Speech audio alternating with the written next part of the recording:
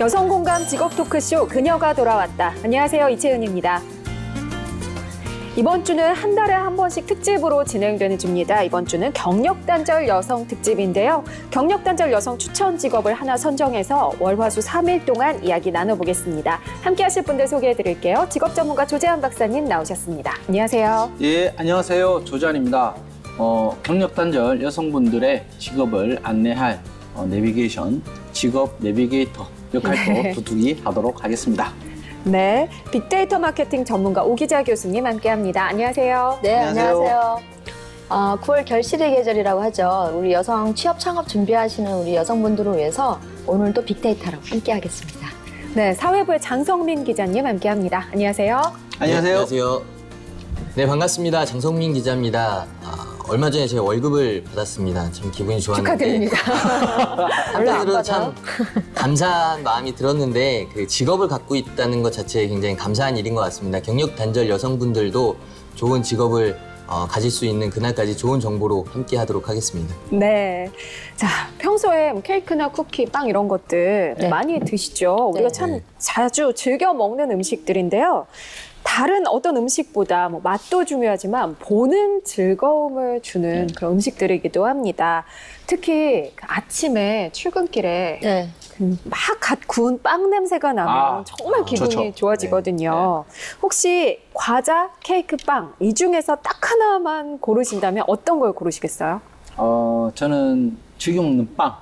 근데 저는 이제 막 여러 가지 종류를 좋아하는 게 아니라 예전에 아버지께서 좀 좋아하셨던 이 빵이 있어요. 그러니까 이 노란색 잼이 들어가 있는 슈크림이라고 하나요? 네네. 그 크림빵. 네, 저는 딱 그거를 예전에 싫어했는데 아버지가 막 드시면서 네네. 근데 나이가 듣다 보니까 저도 그게 좋아져서 그것만 좀 자주 먹는 편입니다. 네, 어떤 걸 고르시겠어요? 저는 단 거를 잘 못 먹는데 제가 유일하게 단 거 중에 좀 좋아하는 게 티라미슈 케이크예요. 네. 티라미슈 케이크 커피랑 먹으면 너무 좋고요. 부드럽고 기분도 좋아지는 게 좀 느껴지고 단맛이 좀 다른 거랑 좀 다르더라고요. 그래서 티라미슈 케이크 네네. 좋아합니다. 네, 장 기자님은 뭘 선택하시겠어요? 저는 빵 굉장히 좋아하고 그러세요? 네, 그래가지고 네. 저는 빵 중에서도 특히 소보루 굉장히 좋아합니다. 그래서 위에만 곰보빵이라고 빼가지고 먹는 거 아니에요? 네네. 그래서 예전에 회사 옆에 되게 맛있는 빵집 있었는데 그 소보루 나오는 시간에 특히 가면은 진짜 맞아. 바삭바삭하거든요. 네. 안에는 촉촉하고 소보루 되게 즐겨 먹습니다. 이제 껍데기만 먹는 거 소보루빵 되게 맛있어요. 근데 저도 예전에 위에만 떼가지고 그렇죠. 가루만 모아서 이렇게 먹고 맞아요. 그렇죠. 좀 없어 보이긴 한데 맛있어요. 좋아하세요? 저는 사실 과자, 케이크, 빵 셋 다 정말 좋아해서 그 고르라고 하면 힘든데 남자친구가 힘들겠어요. 그렇게 고르겠어요. 저는 케이크에 쿠키가 꽂혀 있는 게 있거든요. 그러면 빵, 케이크, 과자가 다 해결이 되잖아요. 욕심도 많네. 네. 그런 걸 고르겠습니다. 요즘 그런데 정말 빵집, 제과점 굉장히 많아요. 네. 장 기자님 어느 정도나 될까요? 예, 제가 정확히 통계가 나와 있는 것이 없어가지고 여러 가지 자료들을 종합해서 좀 파악을 해봤는데요. 전국적으로 약 8,000개에서 9,000여 개의 베이커리 제과점이 영업 중인 것으로 조사가 됐습니다. 저희들이 소위 말하는 동네 빵집, 이 동네 빵집이 한 3,000여 개 정도 되는 것으로 보여지고 나머지는 이제 대형 프랜차이즈 이런 빵집들이 운영 중인 것으로 보여지고 있습니다. 이제 사정이 이렇다 보니까 이제 동네 빵집들이 설 자리를 잃어가고 있다라는 뉴스들 이제는 좀 식상할 수도 있을 것 같고요. 이제 지난해 2월 정부가 동네 빵집을 보호하기 위해서 제과점업을 중소기업 적합업종으로 제정을 했습니다. 네. 그래서 새 업체가 들어가려면 중소기업 제과점과 약 500m 거리가 떨어져야 된다라는 제한을 줬는데 이제 관련법에서 이제 특수상권 개점 예외 조항을 뒀는데 이제 이런 점을 활용을 해가지고 이제 또 다시 대형 프랜차이즈 업종들이 이제 인근에 들어서고 있어서 네. 이제 그런 정확한 좀 어떤 규정이라든가 이런 것들이 좀 필요하다 이렇게 보여집니다. 사실 동네 빵집의 좋은 점은 저렴하다는 것도 있지만 예전에 뭐 케이크나 아니면 빵 여러 개 사면 꼭 하나씩 이렇게 더 끼워주는 그런 정이 참 많이 느껴져서 좋았거든요. 그리고 간혹 가다 이제 새로 개발한 것들 이렇게 먹어보게도 해주고 그러는데 그런 정도 함께 사라지는 것 같아서 이런 거는 좀 아쉽기도 하네요. 요즘엔 다 경쟁이에요. 맞아요. 같은 브랜드끼리도 경쟁이고요. 동네 빵집만 그런 게 아니라 네. 좀 안타까운 모습이에요.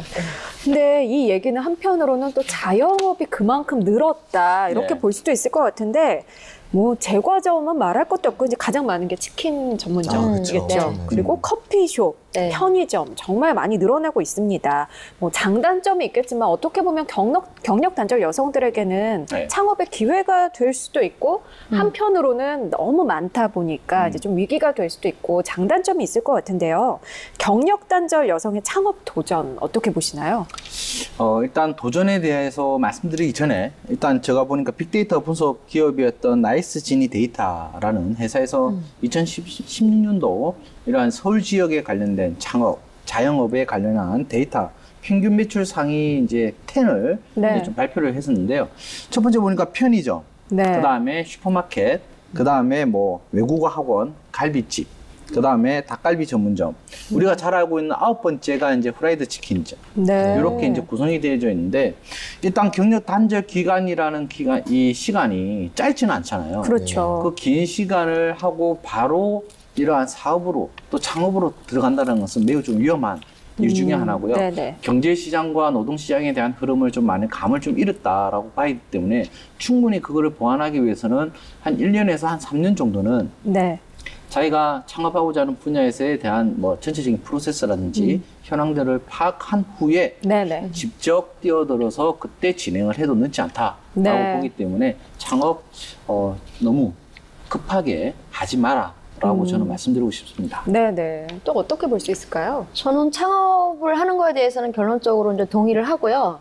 이제 그 대신에 자기가 이제 창업하고자 하는 업종에 대해서 반드시 사전 체험 이게 굉장히 좀 중요하다고 봅니다. 왜냐하면 이게 이제 자격증을 취득했다고 바로 되는 게 아니고 현실적인 경영의 문제가 같이 결부가 되는 거거든요. 그래서 직장 생활하고 또 창업은 완전히 좀 달라질 수 있는 부분들이 있기 때문에 전체적으로 통합적으로 자기가 경험을 좀 해보고 직원으로든 아니면 또 경영자와 뭐 파트너로 일을 해보든 해서 자기가 그 창업을 하고자 하는 분야에 대해 충분히 좀 경험이 이루어진 다음에 그거에 대한 좀 노하우와 로드맵을 좀 설정을 해서 하시면 훨씬 더 좀 도움이 되실 거라는 생각이 좀 듭니다. 네.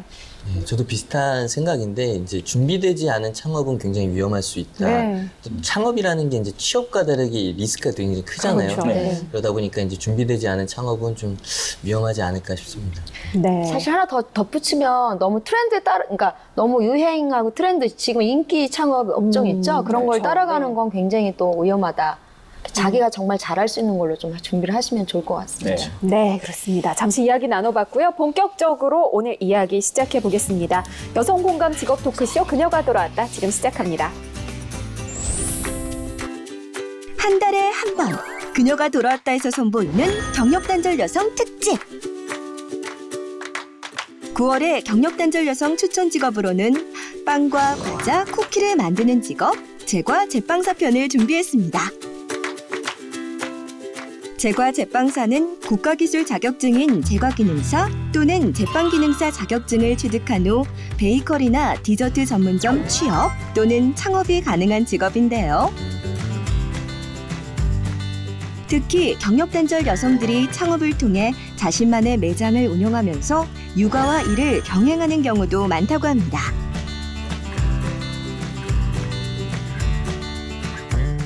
경력단절 여성 추천 직업으로 선정된 제과 제빵사.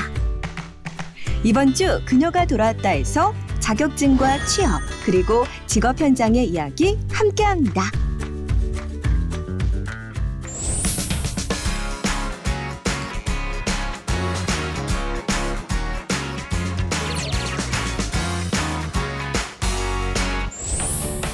네, 저희가 앞서서 빵, 케이크, 과자 이야기를 했었죠. 이번 주 경력 단절 여성 특집에서 만나볼 직업 바로 제과 제빵사입니다. 월요일은 빅데이터로 알아보는 키워드 분석, 화요일은 자격증 정보와 취업 전략, 그리고 수요일은 현역으로 활동 중인 여성 직업인을 만나 직업 현장의 생생한 이야기 나눠보겠습니다. 자, 빅데이터 키워드 분석 전에요. 박사님, 제과 제빵사 직업 사전적인 의미는 어떤 건가요? 예, 실질적으로 한국 직업 사전에는 제빵원 및 제과원이라는 직업명으로 네. 분류가 되어져 있고요. 밀가루, 설탕, 계란, 유지 등 각종 주 부재료를 이제 부합하여 빵, 파이, 비스켓, 캔디 등 다양한 빵 및 과자류를 제조하는 업무를 수행하는 직업을 말합니다. 네. 실질적으로 우리가 제과 제빵사는 각종 빵, 케이크, 파이, 쿠키 등을 이제 만들기도 하고요. 이 발효균을 이제 사용하여 발효 과정을 거치는 빵을 만드는 제빵사와 발효 과정을 거치지 않는 케이크, 쿠키 등을 주로 만드는 제과사로 나눠져 있고요.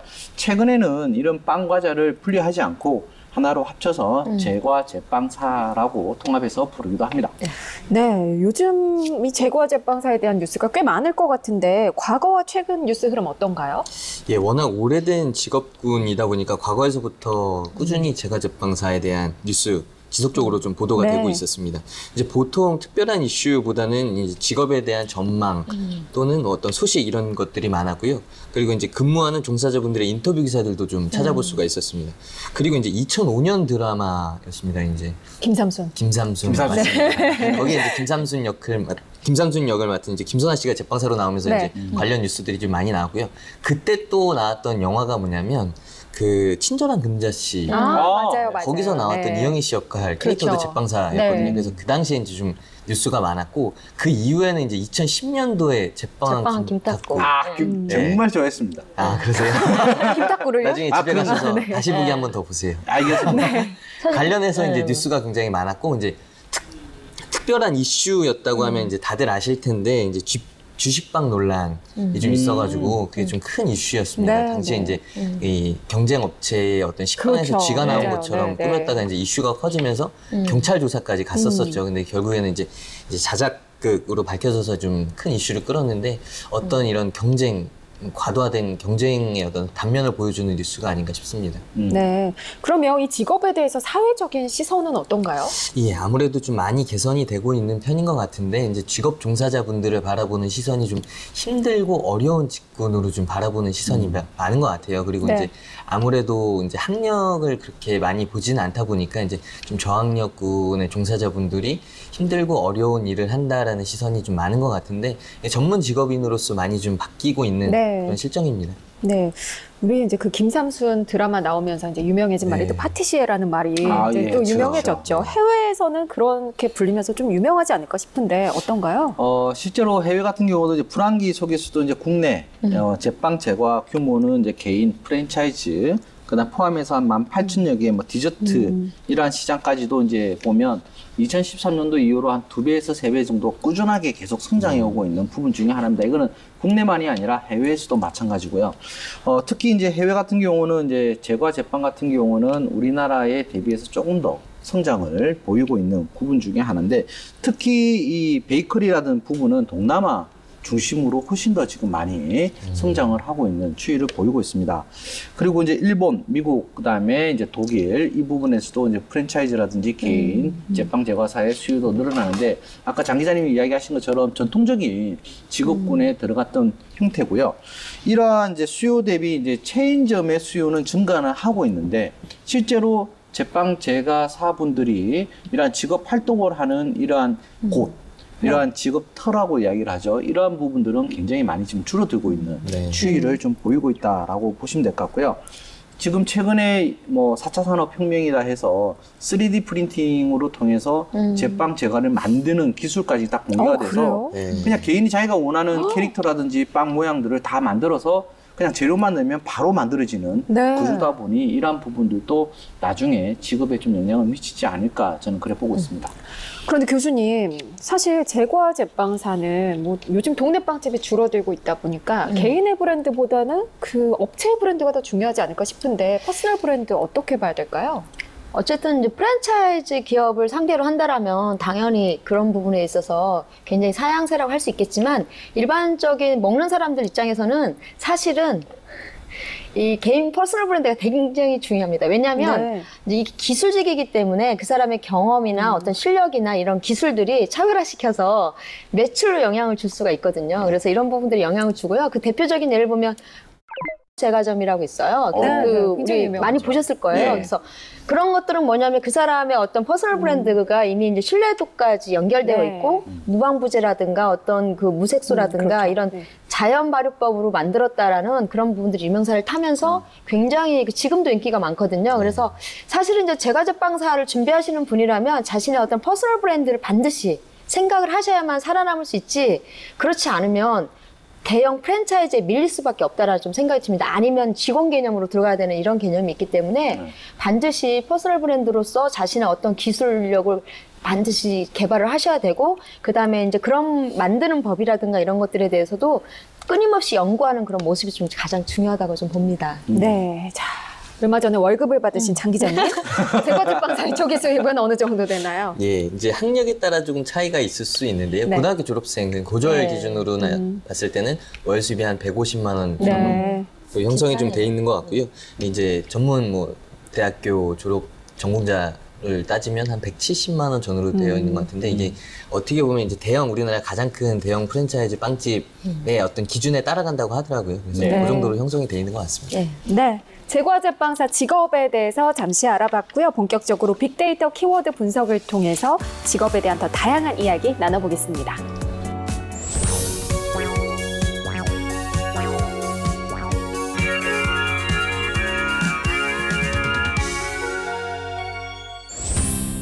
그녀가 돌아왔다 월요일에 만나는 빅데이터 토크쇼에서는 선정된 직업의 관련 키워드를 빅데이터로 분석해서 이야기 나눠봅니다. 자, 제과 제빵사 관련 첫 번째 키워드 어떤 건가요? 네, 갑자기 배고파지는데요. 첫 네. 번째는 바로 맛있는입니다. 그렇죠. 네. 제가 제빵사 키워드를 전체 테마로 분석했을 때 5위에 맛있는 키워드가 언급이 됐고요. 그리고 이제 빵집 키워드 전체 테마를 분석했을 때도 맛있다가 각각 2위와 3위를 차지를 했습니다. 제과 제빵사로 네. 검색을 하니까 당연한 거죠. 그렇죠.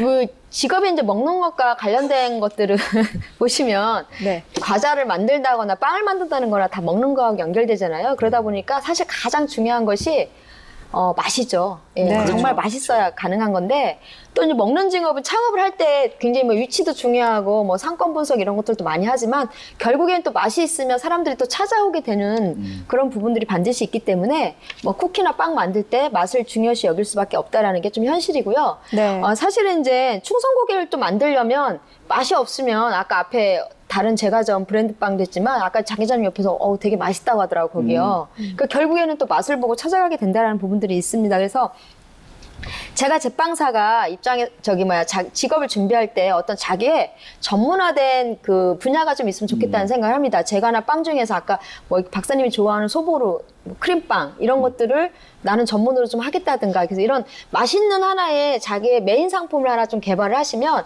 훨씬 준비하실 때 수월하실 것 같고요. 그 다음에 이런 것들이 다 매출로 연결되는 기준이 되는 것이 또 맛이기 때문에 좀 많이 네. 언급된 걸로 보고 있습니다. 네. 네. 자, 뭐 상호는 말할 수 없지만 네. 나만의 인생 제과점이다. 혹은 나의 숨겨놓은 맛있는 빵집이다. 이런 곳 혹시 있으세요? 있지요. 어딘가요? 저는 이제 제가 제2의 고향이라고 말하고 있는 대전. 대전하면 떠오르시는 곳 있죠? 그곳이요. 네, 네. 그곳입니다. 튀김 소보로. 파는. S심당이라고요. 아. S심당이라고 제가 어렸을 때부터 그 소보루, 아까 소보루 저도 되게 좋아했는데, 그 소보루를 먹으면서 했는데, 제가 이제 지난번에 이제 다른 방송에서 그분 사장님이 나오는 이제 방송을 같이 했는데, 그때 준비해 오셨더라고요. 튀김 소보루를. 근데 이제 너무 오랜만에 먹었는데 너무 맛있더라고요. 여전히. 저는 개인적으로 그 제과점에 네. 부축빵 좋아하거든요. 그것도 유명하죠. 네. 네. 네. 장 기자님 혹시 인생 빵집 있으세요? 저도 원체 빵을 좋아해가지고 저는 이제 방배동에 자주 가는 빵집 하나 있는데 거기는 원래 떡집이었거든요. 오. 떡집이었는데 빵으로 유명해져가지고 아, 그래요? 떡도 유명해요. 찹쌀떡도 원체 유명한데 오. 이제 상호명 자체는 떡집이에요. 근데 빵을 굉장히 맛있게 잘 만드는데, 거기는 저는 뭐 다 맛있는데 식빵이 진짜 맛있어요. 식빵이 묵직해요. 보통 떡집에서 식빵이- 식빵을 만들어요? 빵은 다 만들어요. 웬만한 빵은 다 만드는데 식빵이 진짜 맛있어요. 식빵이 너무 촉촉해서 묵직해요. 그래서 특이하네. 뭐 안 발라 먹어도 그냥 네, 그 네. 자리에서 다 뜯어 먹어도 맛있을 정도로 굉장히 자주 갑니다. 그래서 그 집에 선물도 하고. 보면 떡빵아집이에요. 떡빵아집. 그죠? 떡도 만들고 빵도 만드는 집. 네. 일단 썰렁한 인생 빵집이 어디세요? 저는 저의 실제로 빵집을 모욕하셨어요. 빵을 저는 실제로 빵을 네. 이렇게 막 너무 좋아하고 그러지 않기 때문에 막 찾아다니고 그러지도 않고요. 한 작년인가 그래서 아시는 지인이 이제 군산에 또 유명한 네, 빵집이 그렇죠. 있대요. 네, 있어요. 땡땡당 뭐 이렇게 네, 맞아요. 있는데 네. 그게 팥빵을 이제 네, 단팥빵 맞아요. 유명하죠. 그쵸. 네. 근데 실제로 모르겠어요. 저 입이 약간 좀 저급이라서 그런지 모르지만 뭐 동네에서 파는 거랑 아직까지 잘 그 구분은 못했는데 어쨌든 유명한 집 이런 네. 부분들은 다 있는 것 같은데 바로바로 먹을 수 있는 곳이 아니다 보니 그거는 좀 불편하지 않을까 저는 그래 봅니다. 저는 사실 팥을 별로 안 좋아했는데 네. 지금 말씀하신 거기서 단팥빵 그거 먹어보고 반했어요. 그랬어요? 네, 반했어요. 그래서 팥빵 이런 거 별로 안 좋아하거든요. 저는 빵 중에서도. 근데 너무 맛있더라고요. 저는 거꾸로. 네. 약간 입이 고급인가 봐요. 제가. 연배가 좀 있으시면 팥빵 다 좋아하시는데. 아니, 저 팥빵, 그러니까 연배가 낮다 보니까 팥빵을 별로 안 좋아했었어요. 아, 그러시군요. 근데 거기 걸 먹어보고 제가 팥빵에 대한 기존의 인식이 좀 바뀌었어요. 아, 네, 팥빵도 네. 맛있을 수 있다라는. 오. 그렇죠. 네, 입이 고급인 것 같아요, 제가. 그런 것 같습니다. 저는 약간 연배로. 네. 호칭을. 채은 씨는 어디 좀 알려주세요. 저는요. 맛집에 있어서 차별을 두면 안 돼요. 먹는 거에 차별을 두면 안 돼요. 마카롱만 먹을 것 이 집이 무슨 인생 빵집이다 이런 거 없이 빵은 다 맛있어요. 그런 그 네. 질문을 또 저희들한테 하시고. 혹시나 해서 이제 제가 못 가본 곳이 좀 저하고 있을까 좀 비슷한 것 봐. 같아요. 그냥 가까운. 아니에요. 그러지 않아요. 그런 건 안 해요. 네. 저는 사실 전국에 그런 맛집이나 빵집 같은 데 꼭 가봐서 군산은 제가 직접 못 가봤는데 네. 서울에 있어요. 체인점 있어요? 네, 네, 있어요. 다 있어요. 웬만한 다 있어요. 오. 그리고 그 대전의 그 S식당은 빵집은 없어요. 아니, 그 철칙이. 일단 기차역에서도 판매를 하고요. 네네. 택배를 보낼 수 있어요. 보내줘요. 오. 신청을 하면. 네, 그리고 전주에 가면 그 초코. 예. 네. 저는 그건 좀 안 맞더라고요. 저는 굉장히 좋아해요. 갈 너무 때마다 달아가지고. 항상 사오고요. 요즘 또 전주에서 유명해진 그 음. 비빔빵. 아. 그거는 아직 못 먹어봤는데. 몸빵. 비빔빵? 처음 비빔밥이 들어보는데? 아니라 비빔빵? 어머 이분들 참 그런데 연배가 비빔빵. 있으시군요. 요즘 굉장히 핫한 빵이에요. 아, 그래요? 네. 알겠습니다. 그런데 이런 빵집, 제과점뿐만 아니라 맛있는 음식점을 보면은요, 뭐 꼭 음식뿐만 아니라 음악이나 뭐 이런 여러 가지 드라마를 봐도 요즘은 추억을 건드리면 참 그 흥행이 되는 것 같거든요. 네. 사실 지금 말씀하신 빵들이 요즘 대세라는 그런 빵이라기보다 사실 어릴 때 먹었던 그렇죠. 기본적인 것들이잖아요. 요즘 신세대들은 사실 빵보단 케이크를 좋아하죠. 그런가요? 네. 제가 생각하기에 그 잘 되는 음식점들의 비법, 그거는 좀 추억, 그리고 정말 기본적인 거 이런 것 같은데 혹시 또 다른 비법 이런 게 있을까요? 일단은 뭐 우리가 방송에서도 많이 보잖아요. 맛집에서 많이 찾아다니고 하는데 일단 제일 중요한 게 그만큼 이제 잘 팔리니까 네. 매일마다 신선한 재료가 들어온다는 거. 그렇죠. 그러니까 이 재료 네네. 맛이고 이 두 번째가 이제 또 그 집만의 또 특별함 항상 보면 이것만은 공개가 안 됩니다라고 하는 이 소스. 근데 그것보다 저는 더 중요한 게 바로 그 사장님이 직접 나서서 웃으면서 같이 있어주는 친절함. 같이 있어요? 그럼요. 그 먹는데요? 식당에 같이 이렇게 돌아다니면서 옆자리에 앉아 있는 게 아니고요. 확실히 빵을 별로 안 좋아하시는 그래서 저는 본인 이러한 경험 맞아요? 맛집은 예전에 빵집에서 막 소개팅하고 미팅하고 이런 생각 우유 단팥. 사장님이 주선해 주시고 이런 거 생각하시고 사장님 주선. 그래서 마무리하고 네. 그래서 저는 이게 친절함. 사모님한테 어찌 보면 그 네. 맛집에 오히려 그 소스와 이 재료도 있지만 이런 친절함. 예. 사모님이 이 이것도 방송을 저는- 보시면 어디 빵집에서 네, 또 비밀 어떤 거 있을까요?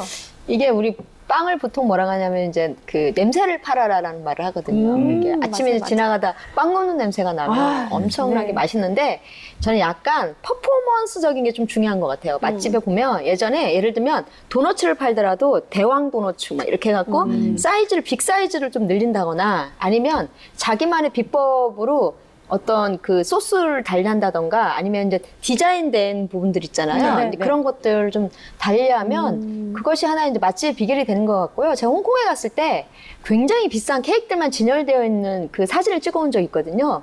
근데 그런 케이크는 처음 봤어요. 근데 뭘 봤냐면 맛은 안 먹어봤는데 디자인이 정말 독특한 거예요. 네. 그 안에 유명한 그림들도 이렇게 넣었어요. 케이크에. 예. 그러니까 가격이 뭐 몇 배로 뛰더라고요.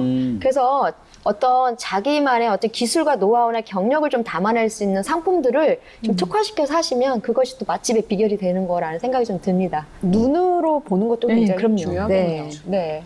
저는 너무 당연한 얘기인데 재료 일단 첫 번째 재료라고 그렇죠. 생각이 들고요. 네. 두 번째로는 그 어떤 음식에 들어간 노력. 제가 어떤 방송에서 이제 빵집 좋아해서 빵 만드는 거 이제 대박집이라고 해서 소개하는 영상을 좀 봤는데 빵 만드는 반죽을 만드는데 3일을 쏟아붓더라고요. 네. 그걸 뭐 만들고 반죽하고 이러는데 그래서 그 쉽게 생각하면 무슨 뭐 반죽 만드는데 3일씩이나 쏟아부어 이렇게 생각할 수 있는데 그 사람은 그거에 대한 어떤 자부심이라든가 어떤 열정, 노력이 이제 그만큼 거기에 들어가 있다는 거잖아요. 그래서 네. 그런 노력들도 진짜 중요하지 않나 싶습니다. 그렇습니다. 네. 자, 케이크나 빵은 우리가 뭐 꼭 항상 먹어야 되는 네. 음식은 아니에요. 네. 기호식품이긴 한데 그러다 보니까 좀 생각보다 가격이 비싸다는 느낌도 많이 들긴 하거든요. 비싸요. 가격 형성 어떻게 하는 게 좋을까요? 일단 뭐 장사를 하고 창업을 한다, 또 네. 사업을 한다라는 것은 결국은 이윤을 남기기 위한 그렇죠. 부분이죠. 그러니까 아무리 싸게 하더라도 이윤이 남지 않으면 그 운영이 안 되는 이런 구조 중에 하나인 것 같은데, 일단은 뭐 식재료라든지 각종 재경비, 그 다음에 뭐 인건비, 그 다음에 임대료, 모든 것들이 다 들어가잖아요. 그래서 그것까지는 다 감상하되, 요즘은 맛있는 집 같은 경우가 어찌 보면 인건비를 좀 최대한 줄여서 재료라든지 이런 걸 좀 신선하게 하기 위해서 가족이나 그 다음에 부부끼리 좀 많이 운영하는 경우가 좀 많이 있더라고요. 그래서 실제로 이러한 부분이고, 요즘은 이제 번화가 쪽도 좋지만 이제 외곽으로 좀 요즘 차들이 다 있으니까 와서 올 수 있도록 하는 이러한 임대적인 부분들도 약간 좀 가격을 좀 다운시키게 되면 네. 이 맛집으로서의 좀 승부 한번 해보지 않을까, 저는 그래 봅니다. 네. 결국 이제 가격 형성에 가장 중요한 영향을 주는 건 원자재 값이거든요. 그래서 네. 원자재 값을 얼만큼 낮출 수 있느냐가 경쟁력인데, 또 원자재 값을 낮추다 보면 퀄리티가 떨어질 수 있는 부분들이 좀 있거든요. 그래서 결국에는 식자재를, 건강한 식자재를 좀 직거래할 수 있는 거래처를 좀 확보를 해서 좋은 식자재를 좀 그나마 좀 저렴한 가격에 할 수 있는 부분들을 해야 될 것 같고요. 그 다음에 좀 상품을 차별해야 될 것 같아요. 왜냐하면 이제 원가가 많이 들어가는 것과 그렇지 않은 것들이 있을 때 이제 수익에 대한 부분들도 원가를 많이 들여서 조금 고급화할 수 있는 부분들은 이제 좀 수익을 일정 정도 높일 수 있는 부분들이 있지만, 또 원자재 값이 많이 들어가는데 가격이 또 낮게 되는 상품들이 네. 있거든요. 이제 그런 것들을 좀 구분을 해서 메뉴 개발을 좀 하시면 훨씬 더 좀 가격 형성에 도움이 좀 될 거라는 생각이 듭니다. 네. 예, 저도 뭐 비슷한 생각인 것 같은데, 일단은 뭐 원가, 뭐 인건비라든가 뭐 임대료 여러 가지를 제외하고 나서 크게 보면 두 가지인 것 같아요. 이제 착한 맛집이라고 해가지고 아예 저렴하게 가는 쪽, 네. 아예 이제 고급화 전략을 써가지고 좀 비싸게 하는 쪽 같은 두 가지로 좀 나눌 수 있을 것 같은데, 저는 좀 이해가 좀 안 되는데, 부자 동네 가면 싸면 안 팔린다고 그러더라고요. 저희는 싸야 좋아하는데. 그렇죠. 그래서 어떤 소비층을 고객으로 하냐에 따라서 그 전략을 좀 이렇게 확 정하는 것도 좋은 방법이라고 생각이 듭니다. 네. 근데 뭐 요즘은요, 정말 우리가 밥 먹으면 반드시 마시는 커피도 5,000원 넘는 데가 굉장히 많아요. 네. 케이크나 빵, 쿠키도 그래서 뭐 어떤 곳은 굉장히 비싸고 또 어떤 곳은 정말 저렴하게 가고 이렇게 양극화가 있는 것 같은데, 자, 지금 장 기자님 말씀하신 것처럼 뭐 비싸게 고급화 전략을 세울 수도 있을 것 같고, 아니면 정말 저가로 해서 많이 판매하는 전략을 세울 수도 있을 것 같아요. 어떤 게 더 유리할까요? 그거는 이제 굉장히 어려운 질문 중에 하나인데, 저 같은 경우 만약에 빵이라든지 이렇게 먹거리 쪽으로 간다면 저는 약간 저가로 해서 이제 박리담에 좀 대중화를 저는 좀 약간 생각하는 사업으로 좀 갈 것 같아요. 왜냐면 실질적으로 이게 개인이 만약에 하게 된다, 그럼 식재료 값이 굉장히 많이 들어가거든요. 네. 그럼 결국은 인건비를 줄여야 되고 그에 대해서 비용을 높여야 되는 이런 부분도 있는데, 실제로 이거를 가까운 곳에서 빨리빨리 먹고 이제 원할 때 바로 먹을 수 있게 하기 위해서는 약간 대형이라든지 이런 프랜차이즈로 가게 되면 이 비싼 원재료도 좀 싸게 가져와서 그거를 바로 먹을 수 있는 또 네네. 장점이 있잖아요. 그래서 저는 약간 이렇게 고가 브랜드 전략보다는 저는 약간 저가로 하되 좀 다양한 사람들이 빨리 먹을 수 있는, 저는 그런 브랜드로 좀 전략을 좀 세우는 게 좋지 않을까 봅니다. 네. 저는 병행이에요. 고가하고 저가하고 병행을 하는데, 그 용도에 따라 좀 달려야 될 것 같아요. 이 주식 대용으로 우리가 매일 먹을 수 있는 네. 것들 있잖아요. 예를 들면 식빵이나 이런 것들은 좀 저가 전략으로 가서 누구나 쉽게 사갈 수 있게끔 해서 좀 했으면 좋겠다라는 네. 생각이 들고요. 케이크나 이런 것들은 사실 스페셜한 날에 케이크를 많이 활용하기 때문에 이런 것들은 맞춤 제작력이나 이런 것들로 해서 좀 고가 전략으로 좀 가서 좀 작품성을 좀 높일 수 있는 부분들로 좀 가서 병행이 좀 돼줘야만, 사실 제과 제빵 좀 운영하는 데 있어서도 어느 정도는 수지가 좀 맞을 것 같아요. 그래서 저 같은 경우 제가 한다라면 병행을 해서, 네. 그리고 나름대로의 이벤트나 여러 가지들을 활용을 좀 많이 할 것 같습니다. 네. 저도 뭐가 좋다라고 하기엔 좀 애매한 부분이, 뭐 고객이 누구냐, 뭐 여러 가지 그쵸. 상황에 따라 좀 네. 다르겠지만, 둘 다 좀 고려해야 될 사항은 고가 전략으로 갈 때는 정말 차별할 때 뭔가가 있어야지 네. 가능할 것 같고, 또 박리담회식으로 갔을 때도 사실 힘든 게 이제 직원들 굉장히 힘들 수가 있거든요. 왜냐면 그만큼 이 순환율이 굉장히 빠르잖아요. 그러다 보니까 굉장히 이 육체적으로 힘든 부분이 있어서 그런 것들을 좀 커버하면서 내가 이제 상품에 맞게 어떤 전략을 펴냐 이런 거 좀 신중하게 고려할 필요가 있을 것 같습니다. 그리고 저가 상품으로 갈 때는 좀 단일 상품 하는 것도 되게 필요해요. 그렇죠. 예를 들면 뭐 우리가 그런 데 있잖아요. 카스테라가 유명한 데가 있고 또 식빵이 유명한 데가 있고 약간 단팥빵이 유명한 데가 있잖아요. 그래서 그런 단일 상품에 특화된 부분을 좀 개발하시면 좋을 것 같아요. 네, 첫 번째 키워드는 맛있는 이었습니다. 자, 두 번째 키워드 어떤 건가요?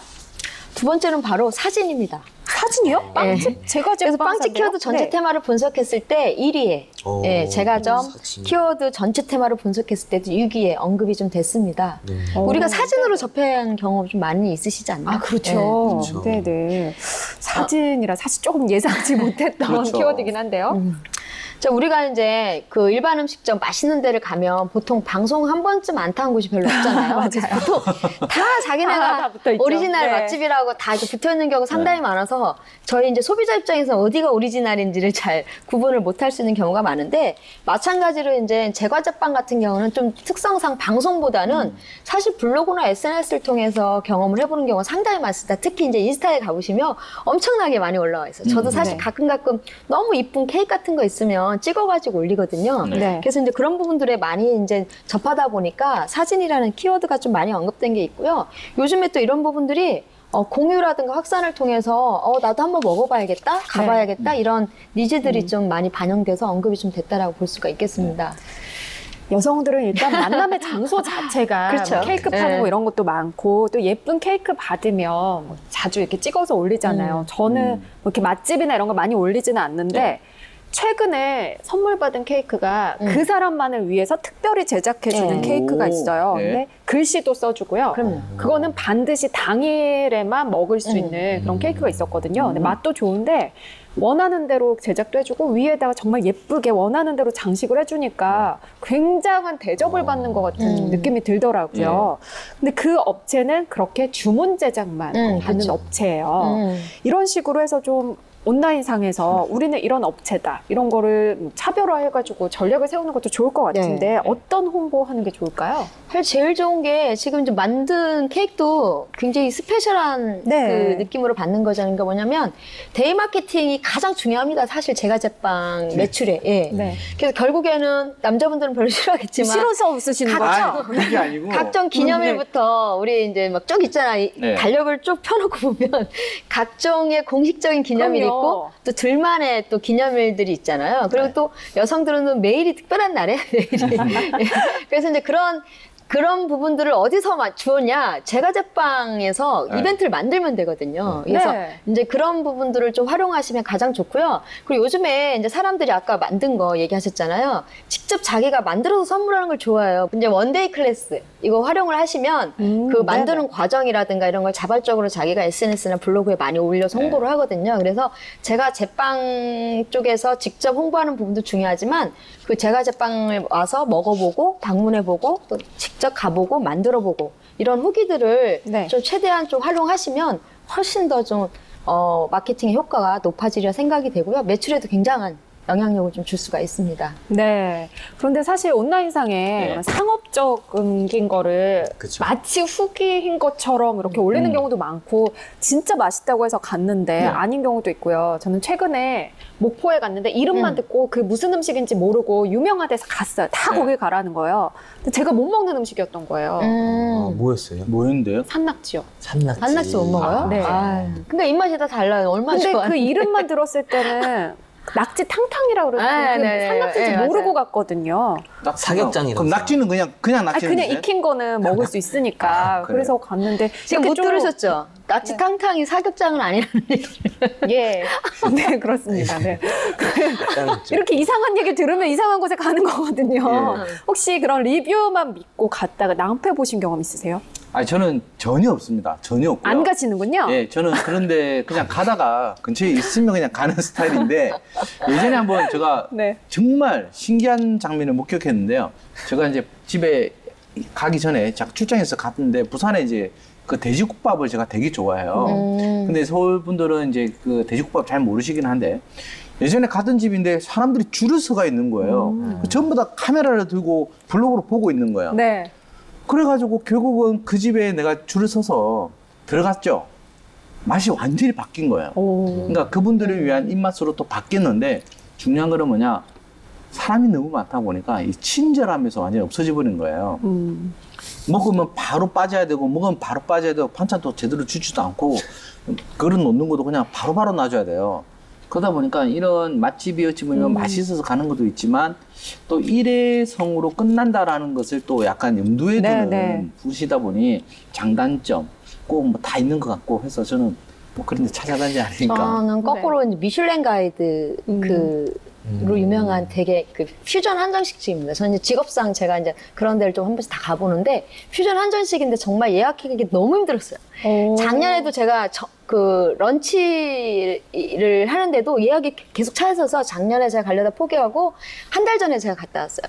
우연히 그 한 자리 남았다고 하더라고요. 그래서 갔는데 기대가 너무 높아서 그랬는지 또 유명하기도 하고 그래서 기대가 높아서 그랬는데 갔더니 굉장히 좀 실망스러웠던 게 일단은 제가 생각했던 거하고 차별화된 맛이 그닥 느껴지지 않았고 데코레이션도 그닥 그렇게 다르다라는 느낌이 별로 느껴지지 않았는데 더 그랬던 건 뭐냐면 너무 텀이 기는 거예요. 음식 나오는 텀이. 그래서 그 점심시간에 갔을 때 그렇게 테이블이 많지도 않았는데 너무 음식 텀이 걸어서 거의 3시간 걸렸던 것 같아요.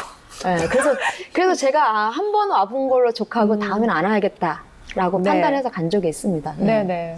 예, 저는 리뷰 좀 많이 보지 않는 편인데, 이제 저희는 사람을 많이 만나다 보니까, 사실 사람한테 전해 듣는 정보가 제일 정확해요. 그렇죠. 발품을 파는 정보. 그래서 이제 리뷰는 잘 안 보는데, 한 번은 제 곱창을 되게 좋아하거든요. 그래서 곱창 먹으러 인천에 한 번 갔다가 맛있는 집이라고 갔는데 너무 실망스러웠던 경험이 있고, 반대로 박사님 말씀하신 것처럼 제가 제일 좋아하는 곱창집은 이제 그런 데에 안 나오는 곱창집이에요. 네, 그래서 오히려 유명해지지 않았으면 하는 바람도 있어요. 그렇죠. 네. 요즘은 블로그나 이런 데 그래서 만약에 네. 이제 돈을 받고 하거나 아니면 업체와 연결이 돼 있으면 반드시 그걸 표시해 놓게 그렇죠. 하잖아요. 네. 그럼에도 불구하고 사실 골라내기 쉽지 않거든요. 어떻게 하면 광고성 리뷰, 좋은 리뷰 골라낼 수 있을까요? 일단 비교 분석을 해야죠. 왜냐하면 보시면 블로그 검색해 보시면 실제로 상업적으로 올려진 글과 실제로 가본 사람이 올린 글이 같이 이렇게 뜨거든요. 네, 네. 그걸 반드시 양쪽에 병행해서 볼 필요가 있고, 그 다음에 내가 왜 이제 검색을 하는지에 대한 목적도 확실히 봐야 될 것 같아요. 예를 들면, 가까운 데를 찾기 위해서 검색을 하는 경우가 있고, 그 다음에 좀 독특한 부분들을 찾기 위해서 하는 부분도 있고, 자기가 이제 그 리뷰를 참고하는 목적에 따라서 선별을 해서 좀 보시면 제일 좋을 것 같아요, 그거는. 네네. 저희도 이제 좀 유심히 보면 그 틀이 있더라고요. 그 광고성 리뷰에 대한 그 전형적인 틀이 있고, 맞아요. 또 한 가지는 사진을 너무 잘 찍었어요. 맞아요. 그걸 좀 보면 될 것 같고, 세 번째로는 이 특정 키워드가 너무 많이 남용되어 있어요. 무슨 뭐 어디 맛집부터 맞아요. 뭐 이제 사람들이 네네. 많이 검색해서 걸릴 만한 키워드들이 너무 많이 들어갔다 싶으면 약간 광고성을 의심해 봐야 된다라고 봅니다. 요즘에 어떤 분들이 돈을 많이 받냐면, 가장 자연스럽게 스토리를 만드는 사람. 네. 그리고 네. 요즘에 사진은 또 워낙 잘 찍는 분도 많아가지고. 그렇죠. 네. 예, 자기 느낌으로 가야 돼요. 네네. 저 같은 경우는 뭐 두 분께서 말씀하셨던 이 내용들이 이제 어쨌든 돈 받고 노출 위한 부분인데 꼭 광고성이라 해가지고 그게 안 좋은 건 아닐 네네, 거라는 맞아요. 거죠. 네. 그렇죠. 그리고 밑에 보면 어디 협찬을 맞아요. 통해서 작성된 네. 글입니다라고 밝혀져 있고요. 단지 저는 딱 한 가지 보는 게 보면 그분들의 블로그나 이렇게 글을 보면 밑에 안경이나 또 다른 이러한 리뷰들을 작성한 다른 글들이 굉장히 많아요. 그러니까 결국은 이분의 블로그는 그걸 이제 리뷰라든지 광고를 특정으로 해주는 블로그구나 라는 것을 빨리 파악하실 수가 있다. 네. 이 부분을 조금 팁으로 삼으시면 좋을 것 같습니다. 네. 자, 두 번째 키워드는 사진이었습니다. 자, 세 번째 키워드 어떤 건가요? 세 번째 키워드 케이크입니다. 그렇죠. 네, 네. 제가 전 키워드 전체 테마를 분석했을 때 케이크가 2위에 랭크가 됐습니다. 어떻게 보면 제과 제빵에서 가장 큰 부분 아닐까요? 그렇죠. 예. 그러니까 제가 그 점의 주요 상품이 이제 빵과 함께 양대산맥이라고 할 수가 있죠, 케이크가.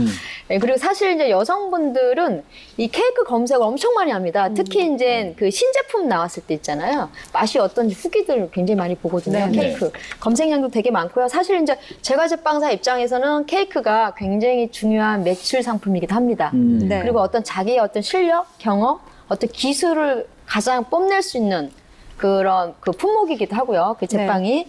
그래서 보시면 요즘에 이제 뭐 아까 요즘에 막 30명, 20명 먹을 수 있는 대형 케이크 주문들도 굉장히 네. 많고요. 또 요즘에 또 커피 마실 때 케이크 한 조각씩 거의 시켜서 먹는 경우 상당히 많을 거예요. 남자분들 좀 이해 못하는 부분이죠. 왜냐하면 점심 먹고 커피 마시러 갔는데 케이크를 또 시켜. 네, 근데 여자들은 밥배하고 케이크배가 따로 있다는 거. 네. 남자들은 술배가 또 따로 있죠. 예. 그렇죠. 그러니까 남자분들 좀 이해 못하시더라고요. 그래서 요즘 그런 것들이 있습니다. 그래서 요즘에 제과제빵사의 실력을 나타낼 수 있는 어떤 이렇게 아름다운 작품으로 표현되는 것도 케이크 이런 부분들이 있어서 사실 고객 입장에서도 케이크를 많이 검색을 좀 네. 하고요. 제과제빵사 입장에서도 가장 네, 네. 심혈을 기울여서 만드는 품목이라고 볼 수 있을 것 같습니다. 좋아하든 싫어하든 일단 생일 때는 다 케이크를 아, 그렇죠. 네, 준비를 하잖아요. 저는 뭐 이렇게 아까 말씀드린 대로 저만을 위해서 누가 케이크를 해주면 굉장히 좋아하는데 요즘은 생일 파티 할 때 일부러 선물 대신 그런 걸로 많이 해주거든요. 예. 모르셨군요. 네, 그렇게 해요. 아, 왜냐면 저 모르는 게 아니라 뭔지 이해를 못했어요. 뭘 해줘요? 생일 때 그냥 뭐 이렇게 뭐 선물 이것저것 주는 것보다 친구들이 아예 한 일주일 전에 주문을 해놔요, 케이크를. 아. 그래서 그 특별한 사람만을 위한 케이크를 만들어주고 알고 하거든요. 있었습니다. 아, 저는 왜 아까 이야기하셨을 때 약간 제가 잠깐 웃었던 적이 있었는데 왜 그러냐면 전에 모임을 갔는데 커플 이제 그 1년째 됐던 이건데 이 커플 위에다가 이제 이 케이크 위에다가 커플 사진을 같이 맞아요. 이렇게 네, 네. 했더라고. 이렇게 어깨동무를 하고 있는 거를. 그거 자르죠. 근데 이제 커트식을 하는데 이거를 자르니까 반조각이 나잖아요. 그래서 저는 이제 그거를 보면서 굉장히 이게 어떻게 해라는 거냐, 이 잘라야 되는 거냐, 말아야 되냐. 그래서 자꾸 웃음이 났던. 거기 온 얘기가 사람 있었죠. 중에 한 사람의 마음이 반영이 됐을 수도 있어요. 그죠? 네. 어떤 케이크 그럼 좋아하세요? 저는 케이크 하면 예전에 먹었던 그 일반 그냥 케이크 위에다가 얇은 초콜릿을 이렇게 싹 뿌려가지고 좀 딱딱하게 된 초콜릿이 이 케이크가 있어요. 뭐라고 말하기 참 힘든 건데. 혹시 그거 아니면 옛날에 이렇게 그 생크림은 아니고 그 크림 이렇게 둘러가지고 아, 그냥 그 위에 초코로 이렇게 꽃 접혀져 있는 거예요. 촌스러운 케이크. 뭔지는 모르겠어요, 제가. 꽃 모양 이렇게 설탕으로 된 네, 거. 그래서 저는 그 케이크 말고는 잘 네. 모르는데 최근에 얼마 전에 와이프한테 좀 약간 언쟁을 벌였던 케이크 있어요. 케이크 가지고요. 치즈 케이크 사러 왔는데 가보니까 네. 종류가 너무 많은 거예요. 이게 매번 사진 찍어서 보여주는데 치즈 케이크 사갔어요. 그래서 3만 원짜리를 딱 사갔더니 그거 말고 미니 치즈 케이크라고 이렇게 조각 케이크. 조각이 있더라고요. 네. 그래서 나는 케이크라길래 당연히 큰 거를 생각을 했죠. 아, 케이크 치즈 케이크 이만한 거 먹으면 질려요. 아, 그래서 저 이거 네. 사서 갔다가 엄청나게 한번 욕 들어본 적이 있습니다. 네. 사실 케이크도 중요하지만 케이크 안에 뭐가 들어가 있느냐가 되게 중요하죠. 아, 예. 케이크 안에 뭐가 들어가 중요한데 저는 이제 그 좀 식자재를 되게 중요하게 좀 생각을 해서 약간 건강에 좋은 거가 들어가는 게 좋아요. 그래서 예를 들면 그 안에 들어가 있는 단맛 이런 개념보다는 그냥 녹차 케이크라든가 아니면 블루베리라든가 고구마 케이크. 예, 뭐 고구마 케이크라든가 이렇게 약간 건강에 좀 좋은 케이크 이런 거 좀 좋아하고요. 그리고 사실 그 단 걸 잘 못 먹다 보니까 이렇게 저는 큰 거보다는 좀 작은 거. 그쵸, 그쵸. 예, 작은 거 그래서 한 2조각 정도 낼 수 있는 거 뭐 이런 거 좀 미니 케이크 좀 좋아하거든요. 그래서 이왕이면 건강에 좋은 케이크였으면 난 좋겠다. 라는 생각이 듭니다. 저는 초코 케이크 좋아합니다. 아, 제가 똑같은 약간 초딩 입맛. 그 초코 아니고 아예 다른 거예요, 박사님 제발. 그래요. 예. 세대를 엮지 마세요. 완전 알겠어요. 달라요. 알겠습니다. 그 초코 케이크도 치즈 케이크처럼 요즘 이렇게 작게 해서 아, 그쵸. 예, 딱 조각으로도 먹을 수 많이 있게 나오고. 있습니다. 아, 예. 네. 알겠습니다. 근데 요즘은 사서 먹는 케이크도 많지만 네. 저도 몇 번 시도를 해봤어요. 케이크 네. 직접 만들어 봤거든요. 어. 물론 받는 사람이 굉장히 싫어하더라고요. 근데 혹시 만들어 본 경험 없으시죠? 아니, 한 번 있었다, 한 번. 예전에 그냥 저희 팀 회식 갈 때, 회식 문화 만들 때 이제 케이크 만드는 인데 가가지고. 아, 원데이처럼. 이제 그렇죠. 네. 이걸 한번 해주고, 쿠키는 제가 직원들을 위해서 이제 우리 200명 되는데, 무슨 기념일 때 회사, 그거 이제 만드는 적이 있었는데, 생각보다 많이 힘들더라고요. 그럼요. 쉽지 네. 않아요. 근데 또 정성이 들어가니까 선물하기는 좋거든요.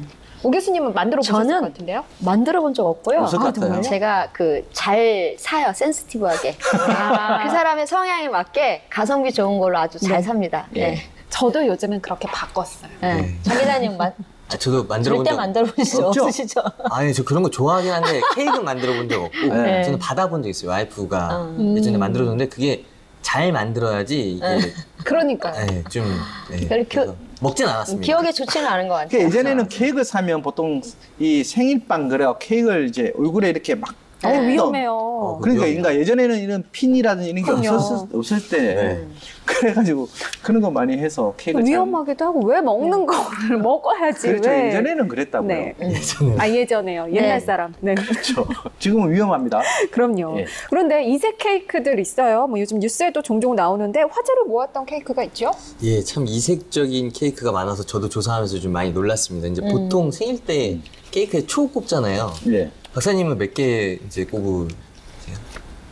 저도 큰 것들만 네, 꼽죠. 알겠습니다. 네. 요즘 왜 숫자로? 저는 무조건 네. 한 개 꽂아요. 한 개. 아, 그래서 이제 초를 많이 꽂아서 이색적인 케이크가 있었는데요. 네. 초를 무려 72,585개의 초를 꼽아서 화제가 됐던 왜 케이크입니다. 그랬을까요? 그게 다 꽂아져요? 얼마나 사이즈에다가요? 굉장히 큰 케이크였습니다. 아. 인도의 한 영적 지도자를 추종하는 추종자들이 그의 생일을 맞아서 이제 바닐라 무스 케이크에 이제 그 많은 양의 초를 꽂았는데요. 결국 케이크는 먹지 못했습니다. 네. 불을 붙이는 순간 화재 현장 방불케 해가지고 진짜? 소화기를 바로 다 끄는 바람에 케이크는 결국 못 먹었다고 해요. 그렇겠네요. 그래서 굉장히 그런 게 화제가 됐었고 네. 이제 강아지 모양의 대형 케이크도 화제를 좀 모았습니다. 이제 영국 윌리엄 왕자 결혼식을 기념해서 만든 케이크가 또 기네스에 올랐거든요. 네. 바로 초대형 애견 케이크입니다. 이제 영국 황실에서는 웨시코기가 이제 좀 많이 그렇죠. 사랑을 받는다고 네. 해요. 그래서 이제 웨시코기의 모양을 본따서 만든 케이크인데 케이크의 크기가 무려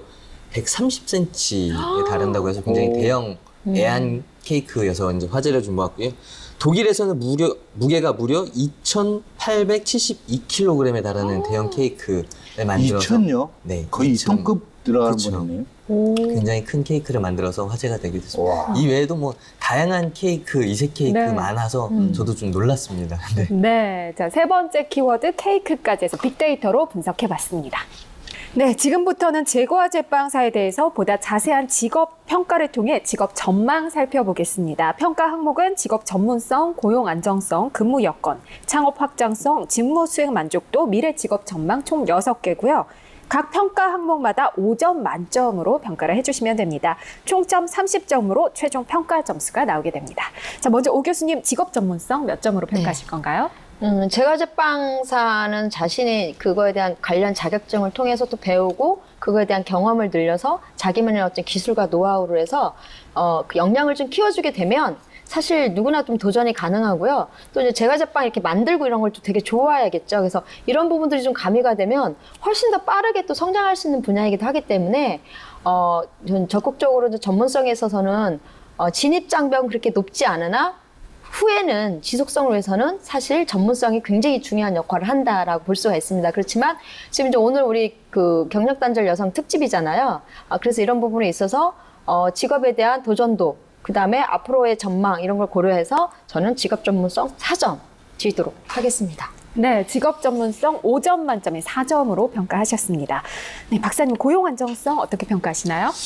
그렇죠. 일단 뭐 미래 직업 전망이나 향후에 대한 여러 가지 고용 부분들이 전망치로 보게 됐을 때 정규직이냐, 계약직이냐, 그다음 시간이냐, 뭐 여러 가지로 구분할 수 있는데 한 10년 정도는 이 고용 상태를 유지할 수는 있다라고 좀 볼 수는 있을 것 같으나 제가 보는 개인적인 측면에서는 거의 이제 정규직보다는 일단 시간 파트제, 그다음에 이제 대체 인력 근무 형태로 좀 많이 형태 구성을 하고 있습니다. 실제로 큰 프랜차이즈 쪽에서 다 만들어져 와서 오면 그게 맞는 시간대에 그거를 이제 조리를 좀 할 수 있는 이 영역들만 필요하기 때문에 이 고용이라는 게 예전처럼 창업을 하지 않는 이상 좀 힘들어지는 이런 경우가 좀 있습니다. 따라서 저는 이러한 이제 시장에 관련해서 이제 제과 제빵사들의 이제 포화 상태를 조금 감안한다면 이 고용 안정성 측면에서는 저는 3점을 드리도록 하겠습니다. 네, 고용 안정성 5점 만점에 3점으로 평가를 하셨습니다. 장 기자님 근무 여건 평가해 주시죠. 예, 근무 여건 앞서도 말씀드렸던 것처럼 일의 강도가 굉장히 이제 높은 직업 중에 하나라고 볼 수가 있는데 일단 휴식 시간이 잘 보장이 되어 있지 않고 식사 시간도 불규칙하다고 해요. 그리고 마땅히 이제 뒤쪽에 이제 쉴 수 있는 공간이나 이런 곳들이 잘 마련되어 있지 않은 경우가 굉장히 많다고 하고 그리고 이제 하루 종일 서서 일을 하는 직업인데다가 이제 오븐에 이제 디거나 이렇게 좀 이렇게 상처를 입는 경우도 굉장히 많아서 여러 가지 환경을 고려해봤을 때 근무 여건이 그렇게 좋지는 않은 직업이다라고 생각을 합니다. 그래서 저는 5점 만점에 근무 여건은 3점으로 평가를 하도록 하겠습니다. 네, 5점 만점에 근무 여건 3점으로 평가를 하셨습니다. 네, 교수님 창업 확장성은 네. 어떻게 보시나요? 제가 제빵사들의 그 최종 목적지라고 볼 수 있을 것 같아요. 창업이요. 그래서 보시면 이제 그 제과 제빵도 굉장히 이제 세분화되거든요. 창업으로 들어가면. 그래서 요즘 홈메이드 수제 쿠키를 또 전문점으로 하는 데도 많고, 그 다음에 이걸 꼭 이렇게 상점으로 오픈하지 않아도 집에서도 또 할 수 있는, 그래서 배달 전문이나 택배 전문으로 좀 할 수 있는 여러 가지 부분도 좀 있고 해서, 그리고 아까 말씀하신 것처럼 이제 맞춤형이라든가, 그래서 다양한 방법으로 이제 창업을 할 수 있는 판로가 많이 생겼다라는 게 이제 이 제과 제빵사의 특징입니다. 그래서 저는 창업 확장성 5점으로 드리겠습니다. 네, 창업 확장성은 5점 만점에 5점 주셨습니다. 자, 직무 수행 만족도 어떻게 볼까요? 일단 직무 수행이라는 것은 자기가 그에 대한 전공을 이제 살리고 또 자기 분야에서 자격증을 취득하고 그만큼 열만큼 만족할 수 있느냐라는 부분인데요. 앞서서 뭐 우리 장 기자님이 이야기를 하셨던 이 학력과의 관계도 좀 우리가 좀 생각을 해볼 수가 있습니다. 일단 그 고등학교 졸업인 경우가 약 한 58.8%, 전문대학 같은 경우가 24.8%, 대학이 14.9%, 대학원졸이 이제 1.5%. 이 정도의 이제 학력을 가지신 분들이 이제 진출을 한다라고 볼 수 있는데요. 지금 최근에 경력 단절 여성 같은 경우는 이제 집에서 하다가 또는 이제 일 가정을 병행하시다가 들어오게 됐을 때 학력이 지금 이제 어쩜 고학력인 경우가 굉장히 많죠. 그러다 보면 실제로 그에 관련해서 직업 강도가 좀 높은 구조 중에 하나이기 때문에 내가 정말 즐거워서 처음부터 배워서 이거를 했던 부분보다는 단절이 됐고 취업과 창업을 위해서 추가적인 의도에서 시작을 했을 때 이 직무 만족도는 차이가 있다라는 것을 말씀드리고요. 그래도 그나마 이 직무 만족도는 즐겁게 했던 분들을 대상으로 제가 평가를 해야 되기 때문에 저는 5점 만점에 4점을 드리도록 하겠습니다. 네, 직무 수행 만족도 5점 만점에 4점으로 평가하셨습니다. 자, 미래 직업 전망 어떻게 볼까요? 이 미래 직업 전망 전체적으로 봤을 때는 그렇게 이제 밝은 편은 아닌 것 같아요. 아까 박사님께서 말씀해 주셨다시피 어떤 기계가 대체하는 부분이 점차 늘고 있고, 그리고 이제 저희가 이제 경력 단절 여성 특집으로 보고 있는데, 경력 단절 여성들이 진입했을 때 이제 보통 시작하는 젊은 층의 친구들과 취업을 놓고만 봐서는 이게 뭐 그렇게 밝지는 않다고 볼 수 있는데, 교수님께서 말씀해 주셨다시피 어떤 자기만의 특화된 브랜드를 가지고 창업을 목적으로 한다라고 하면 또 그런 방면에 있어서는 좀 밝다라고도 볼 수 있을 것 같아서 네. 이런 점들을 좀 고려해서 전체적으로 봤을 때 저는 4점으로 평가를 하도록 하겠습니다. 네, 미래 직업 전망 5점 만점에 4점으로 평가를 하셨습니다. 오늘은 만점 항목이 나왔습니다. 제과 제빵사 직업 창업 확장성 부문에서 5점 만점 높은 평가를 받았고요. 최종 직업 평가 점수는 23점이 나왔습니다. 대체적으로 오늘은 또 고르게 점수가 분포가 된 예. 편인 것 같습니다. 자, 지금까지 제과 제빵사 직업에 대해서 다양한 이야기 나눠봤는데요. 마지막으로 제과 제빵사 직업 어떤 경력 단절 여성들에게 추천하는지 핵심 키워드 한 가지씩 말씀해 주시죠. 조 박사님부터 말씀해 주시죠. 예, 저는 핵심 키워드가 바로 미적 감각이라고 저는 이제 네. 말씀 좀 드리고 싶습니다. 실제로 이게 맛이라는 것을 가지고 지금 우리가 평가를 하기에는 너무 이제 평준화가 되고 고급화된 여러 가지 부분들이 있고, 아까 말한 것처럼 창업이나 이 전문 직업을 가질 때 주위에서 바로바로 좀 대중화를 할 수 있는 부분들이 좀 유리하게 들어가는데, 이런 느낌이 있을 것 같아요. 예를 들어서 와우, 이거 정말 당신이 만들어 봤어? 아, 예. 네. 이런 이야기 한번 들어봤다면 와우. 네. 와우. 어찌 네. 보면 맛보다는 와우, 놀랍네요. 이러한 이제 미적, 그다음에 보기 좋고, 네. 그다음에 먹기 좋은 이러한 구조로 좀 가는 제과 제빵 네. 사로서 도전하는 게 좋지 않을까, 저는 그렇게 네. 봅니다. 네. 자, 오 교수님은 어떤 키워드 공개해 주실 건가요? 끈기라고 하고 싶은 게 이제 아까 우리 직업 환경 말씀하셨는데, 환경이 그렇게 사실 내가 바로 창업하지 않는 한 내가 그 환경을 만들 수 있는 조건들은 좀 아니고, 공간이나 여러 가지도 좀 협소하고 또 일하는 강도에 비해서 월급이 그렇게 처음에는 많거나 이런 게 아니기 때문에 중간에 포기하는 사람이 정말 많다고 그러더라고요. 네. 그래서 끈기 있게 어떤 자기의 어떤 평생 브랜드와 직업을 만들어 가겠다라는 그런 분들이 있으면 좀 도전하셨으면 좋겠다는 생각이 듭니다. 특히 이제 여성분들한테는 굉장히 좋은 직업 중에 하나라는 생각이 듭니다. 물론 그 과정이 좀 힘들어서 그렇지, 그래서 끈기를 가지고 좀 목표를 향해 달려갈 수 있는 분에게 꼭 추천드리고 싶습니다. 네, 장 기자님요? 예, 저는 오너 셰프라는 키워드를 꼽아봤는데 네. 정말 자신이 일을 배워서 자신만의 특화된 브랜드를 갖고 그거를 이제 나중에 창업으로 연결시켜서 자신이 크지는 않지만 정말 그쵸. 어떤 작은 빵집의 오너를 역할을 꿈꾸는 네. 분이라면 한번 좀 도전해 볼 만하다 싶습니다. 그래서 저는 오너 셰프를 꼽아봤습니다. 예. 네, 제과 제빵사 이런 경력 단절 여성에게 어울린다. 키워드 미적 감각, 끈기, 오너 셰프 이렇게 3가지 키워드 말씀해 주셨습니다. 자, 오늘 저희가 경력 단절 여성 특집 제과 제빵사에 대해서 알아봤는데요. 전반적으로 도전하기가 그렇게 어렵지 않고 학력 제한, 나이 제한이 없기 때문에 누구나 도전할 수 있지만 그렇다고 해서 또 섣불리 하기에는 많은 위험성이 있습니다. 일단 자격증 먼저 취득을 하고 하나하나 차근차근 알아간다면 정말 오랫동안 할 수 있는 직업이기 그럼요. 때문에 조금 더 신중하게 이 직업에 접근해 보셨으면 하는 생각이 듭니다. 오늘 좋은 말씀해 주신 두 분 고맙습니다. 네, 감사합니다. 네, 오늘 제과 제빵사에 대해서 알아보는 첫 시간이었습니다. 제과 제빵사는요, 보는 즐거움도 살려야 하고 또 무엇보다 맛도 함께 잡아야 하는 음식 관련 직업이죠. 창업으로 연결되기 쉬운 직업이기 때문에 정말 많은 여성들에게 기회가 되는 직업이기도 한데요. 그렇기 때문에 더 중요한 건 바로 자격증 정보일 겁니다. 내일은 제과 제빵사가 되기 위한 자격증 정보와 취업 전략 자세히 살펴보겠습니다. 내일도 저희와 함께 하시면서 유용한 직업 정보 많이 얻어가셨으면 좋겠습니다. 저희는 내일 다시 돌아오겠습니다. 고맙습니다.